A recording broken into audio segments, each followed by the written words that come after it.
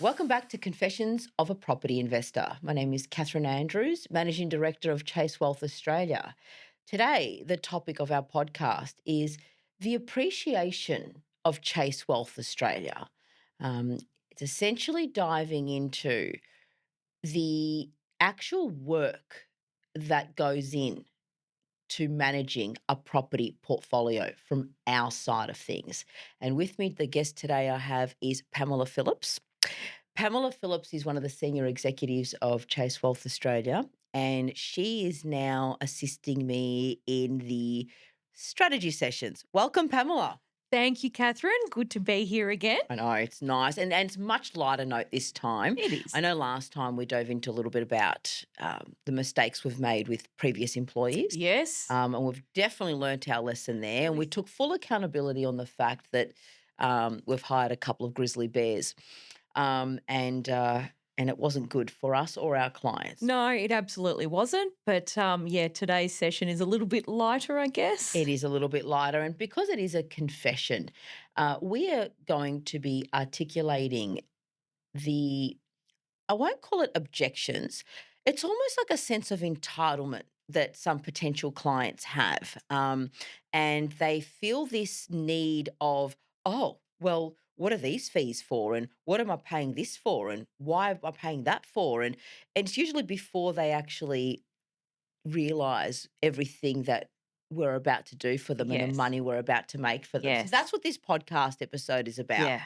So we'll start off, Pam, and it's basically Chase Wealth Australia, our core purpose and what we strive to do for our clients. Do you want to take our listeners just a bit of a recap on that for us? Yeah, And that way we can dive into the rest of it. absolutely. Look, at the end of the day, Chase Wealth Australia is there to, I guess, build their future, help them build their future and achieve their hopes, their dreams. That's what we're there to do in the long run, in a nutshell. Well, that is a nutshell. And then when you break it down a little bit more, it's to help them create an extra stream of income and get them into retirement easier than what they would on their own. We all know that it is a lot harder for Australians to retire younger than 65, 70.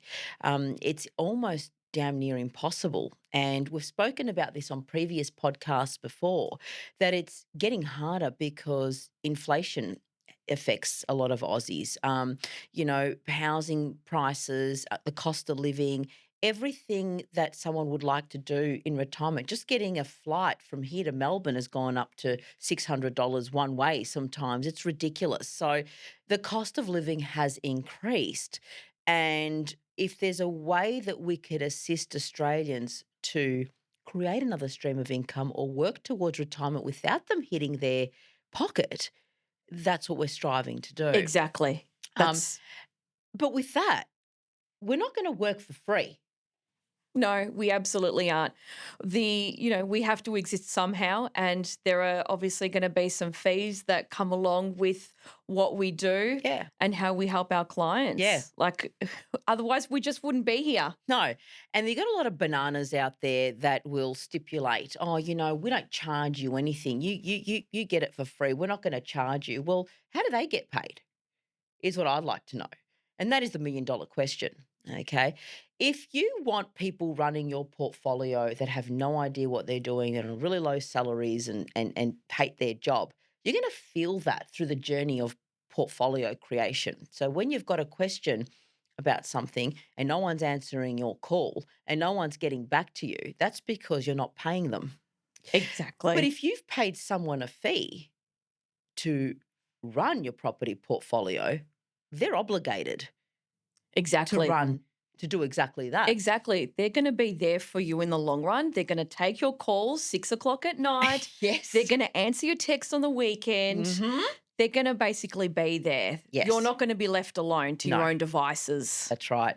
So, Pam, do you want to just break down for any potential, oncoming clients or anyone that's not a client of Chase, what our portfolio fee sort of is? Well, not the amount, but why we charge it and what it alleviates from them. Yeah. Okay. Yeah. Just a general breakdown, hun. It Yeah. doesn't have to Look, be. Yeah. basically, it's all I guess, in the lead up to settlement and post settlement, we're basically there to hold their hand and look after them through their journey. Mm. Things could go wrong with the property, and they Yeah. do go wrong. Build, if you're going through a build, like there's obviously some, work around that. It's so we're involved from start to finish, and then we're there to hold their hand, like Mm. property management. Um, not all property managers are great. No, So, we've learnt that we one. have to, we've been known to intervene and, come up with resolutions where we Yes. can so that we're basically there. Like, Yeah. tax, we're also, onto the accountants, we're onto our clients' accountants. Mm. Where are their tax returns? Where's their depreciation schedules? Yep. What are they getting back this year? Is it in line with our strategy? Yeah, there's a lot of back end stuff that does happen, and with that as well, it's the constant monitoring of property trends, and having a look at whether your property is actually ascending in the right now. This word I struggle saying trajectory, but it Yes. should be. And that, keeping an eye on interest rates and having a look at the term of your loan and being in line with your broker and seeing whether you're up for, your fixed periods ending and whether we can help you there. I mean, there's a lot that goes into it after the actual settlement of the property. The transaction, again, is a very small part. So look, we do see the bigger picture. We try to educate our clients and bring their mindset to bigger picture. But we do find that with that, we've got clients that really appreciate and have made a lot of money through our strategies.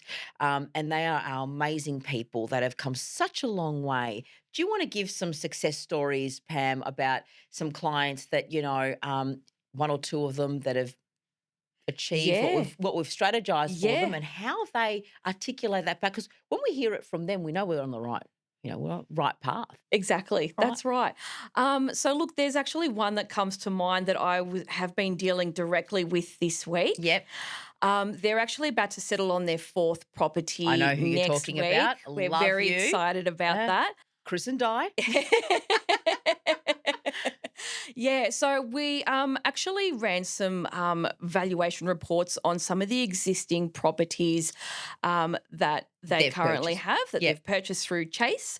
Um, and one of them in particular has been absolutely like outperforming. Let me guess. Um, Rochdale? exactly, Yeah. exactly. So What did they have? Yeah. they've made about $300,000 in 3 years. Yeah.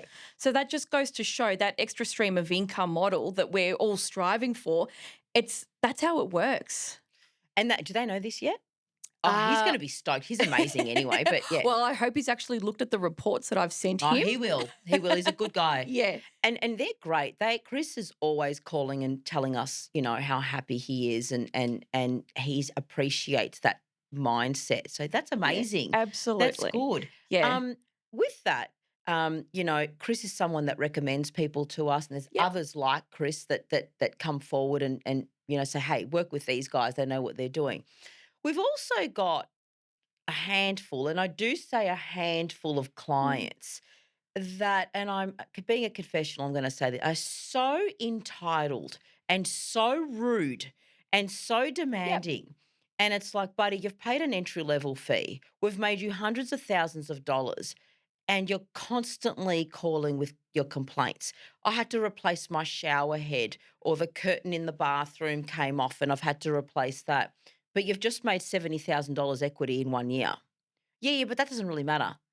So they kind of fob off the bigger picture of property investing, Yeah. and they stick to that dollars and cents, and they actually are quite rude to some of our staff. We have had Mm. several clients, some that we've completely stopped from talking to our staff, being Yeah. rude. Do you want to take our listeners through clients who take Chase for granted despite the success that they've experienced, and give maybe a horror story of how someone has done that? Do not mention No, any names, but I, absolutely I kind not. of But know who we're going to yeah, head I to. can actually think about, there is an example of a client that has, from, a long term client Mhm. who recently have sort of, I guess, changed their attitude.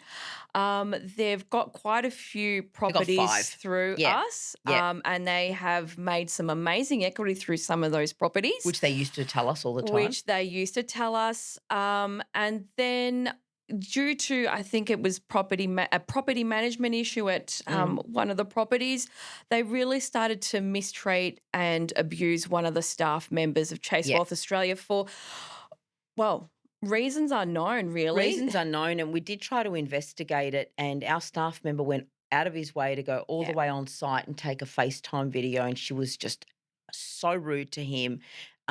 She was bad mouthing us to the property Yeah. manager, a lot of defamation and stuff that sort of happened, and we Yep. still don't know why. And I did reach out and say, "What is it that we've done?" She's like, "Oh, you guys have done absolutely nothing. You've been amazing." Well, that's not what we're hearing through the grapevine. So that's a prime example of someone who's made hundreds of thousands of dollars, also purchased in Rochdale. Yes. And with that, also purchased in other areas that I know have probably made them the same sort of equity. Mm. But the day will come, Pam, when, I'm a strong believer in the scales of justice. And Yes. I'm not just talking about the legal system, I'm talking about the greater scales of justice. And that's how I operate this business alongside my father and, of course, yourself and our Michelle. Hmm. And I will tell you this, the day will come when this person, this particular client that we're referring to, and others that have shown us the same sort of Mm. characteristics, that the slap in the face that life's going to give them of what we've done for them will hit them. Yes. And it's like I say to a lot of clients when we ask doing a strategy session, it's us and God in here. There is no lying to ourselves and to the greater scales of justice. So you've made $500,000. You couldn't have made that on your own. I know that. You know that. God knows that. If you're going to continue to talk about my company, that's on you. Drink Yeah. yourself to oblivion. I don't care. Oh my All right. goodness. I know. Yeah. I would just get so burnt up I know, at the Kath. injustice of it, but that is a very low level emotion. So let's just keep Yeah. rising above Yeah. it. It's just the disappointment level. And I feel and share your disappointment. Mm. Because, from what it was to, what it is, Maybe it was fake all along. look, it could have been fake all along. I'd like to think that it wasn't. Me too. That it was real at some point or another. But, Yeah. For unknown reasons, we, It is, and encountered yeah. this. Look, they've probably gone to some hard times with an event that an incident that occurred. A life Yeah, event. Yeah. couple of years ago. But I don't. Every other client as tends to move on with Yes. this, except for Hmm. them. Yeah. So there's an issue there. There Anyway, is. that's all right. We'll move on. We digress. Okay. Now another thing we come across, and this is huge. And this is no offense to competitors. I'm strongly look at competitors out there and think there's enough money out there for every single person, every single company. And if you're doing the right thing by your clients, I truly do wish you the best. There's some big boys out there that I know back in Melbourne that have been around for a long time, and you guys are amazing. There's some smaller groups like us that are really trying to make a living, and I'm all for that. Go out there and hustle. However, there are some differences with other companies that are either cheaper or don't request a fee directly from their clients, and Chase Wealth Australia. And Pamela, who our blood boils because we're the ones doing the strategies, maybe you can take us, our listeners, through a few examples of that.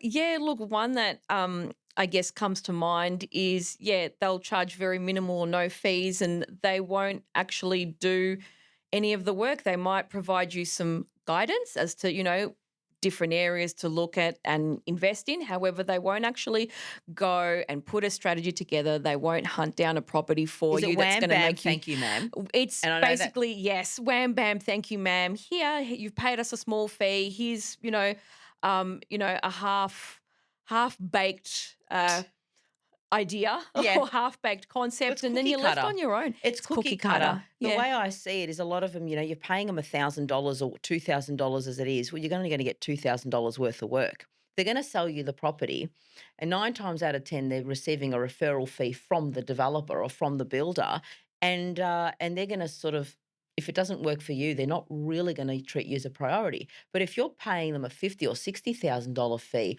over the life term of your investment, they're going to drop what they're doing and they're going to work for you because you're paying them. So there's a big difference there. And there's a lot of little companies that promise the world. And then you see clients coming to us and saying, "Oh, I shouldn't have gone with them. Made a They went, mistake. I made a big Mm. mistake." It's like, yeah, well, I don't want to have to be. You said it. Yeah, You that's said it. right. You said it.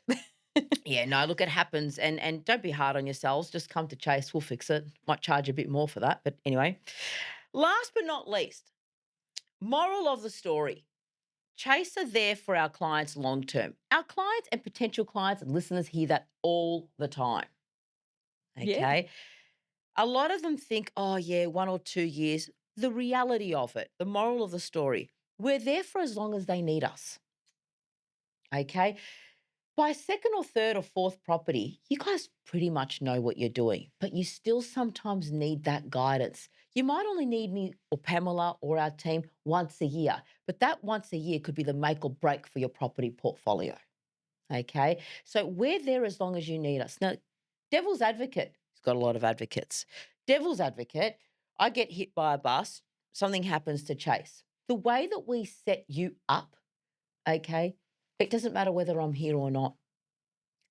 That's Wheels right. keep on turning and the train keeps on moving. The way the machine is oiled at Chase Wealth Australia, your portfolio will not fail.